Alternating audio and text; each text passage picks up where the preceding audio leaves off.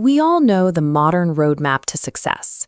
You get the right degree, you network with the right people, and you climb the ladder. But millions of people check off all the right boxes, only to end up completely miserable and burned out. Culture fills our heads with false notions about how the world and human nature should be.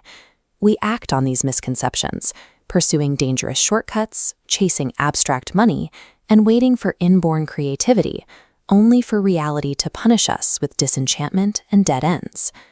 The human brain evolved to detect dangers in a treacherous environment. For millennia, inattention meant death, forcing intense sensitivity. Today, physical pressures have loosened, and dangers are subtle social games. We turn inward, absorbed in fantasies that unconsciously guide us away from reality. Author Robert Greene identifies this state as the false path. It is a career trajectory built on abstract status and the desires of other people, leaving us without a sense of inner direction or a radar to guide us.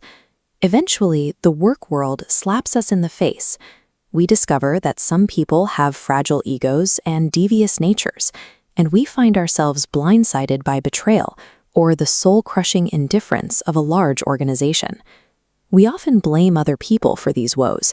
However, the problem usually stems from our naivete and absorbed misconceptions, making us blind to the political games occurring right in front of us. To escape this, you have to trade your delusions for the clarifying lens of a radical realist. A radical realist attunes their mind to the most entrenched traits of human nature. They see people and events exactly as they are, not how they wish them to be. Reversing a pattern of career failure starts with an honest look at your flaws and weaknesses. You must identify the unique biological wiring that makes you different from the group. Every human is a one-time genetic phenomenon. Our exact genetic makeup has never occurred before and will never be repeated. This uniqueness is a seed planted at birth, possessing an assertive energy that seeks to grow and flower to its full potential.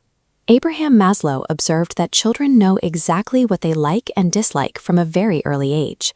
He called these impulse voices, clear indications of a primal attraction that is not yet infected by the desires or opinions of other people. When Marie Curie was 4 years old, she wandered into her father's study and stood transfixed before a case of laboratory instruments. She would return to stare at them again and again, reconnecting with that childhood obsession years later to find her vocation in a real laboratory. Dig for the traces of your own impulse voices.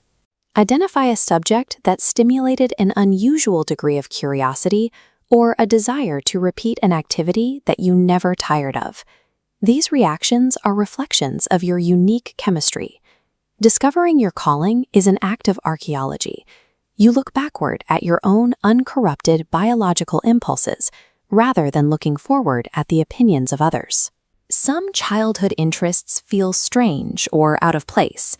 In nature, these anomalies often serve a larger evolutionary purpose, leading to the occupation of new ecological niches and offering a greater chance of survival. V.S. Ramachandran grew up fascinated by the rarest varieties of seashells, organisms that use discarded shells for camouflage. He eventually transferred this boyhood interest in anomalies to neurological disorders, using his unique perspective to solve the mystery of phantom limb pain. If you lack clear childhood inclinations, look instead at your deficiencies. Direct yourself toward the small things you are good at and concentrate on becoming proficient at those immediate skills. Temple Grandin was diagnosed with autism at age 3 and faced institutionalization.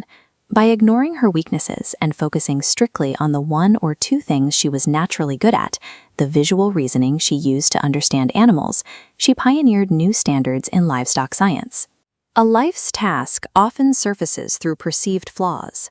By fiercely developing the exact quirks or limitations that make you different, you establish a center of strength and confidence from which your skills can expand. Identifying your calling is only the starting point. To avoid a career dead end, you must enter a self-directed apprenticeship phase that typically lasts 5 to 10 years. The requirement of this phase is submission. You must recognize that you are starting over and immerse yourself in the rules and procedures of your field. The goal is the transformation of your character, not the acquisition of money or titles. Think of yourself as a builder. Choose positions that offer the greatest possibilities for learning, rather than those that are easy or comfortable. Moving toward challenges provides the objective feedback necessary to toughen and improve your mind. The foundation of all power is built during this quiet period. You submit to the established reality of a craft today so that you can eventually become the one who rewrites its rules. In a revolutionary moment like ours, career paths are no longer linear. Your survival depends on accumulating and combining real-life skills.